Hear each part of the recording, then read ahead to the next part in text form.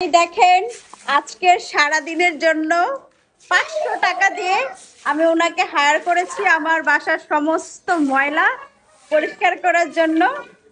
তো আমি দেখছিলাম উনি আসলে কিভাবে কাজটা করছে। হ্যাঁ, একটু ভালো করে কাজ করবেন, ঠিক আছে? ময়লা যেন না থাকে, কাগজ টাগজ যেন না থাকে। আপনি কিন্তু কাজে অনেক ফাঁকি দেন। আরে খালা, কি? এই খালা, আগে হচ্ছে আপনি কাগজগুলো এক সাইডে করেন।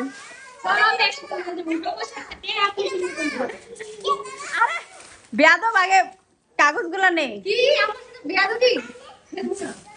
তোরে খেলা লাগবো না, তুই কাগজগুলো আগে নে ভাই। কোন শিখে নেবে এনে নেবে কাজও করতে পারিস না ওই সাইডে, ওরা তো তা তোর মাথা।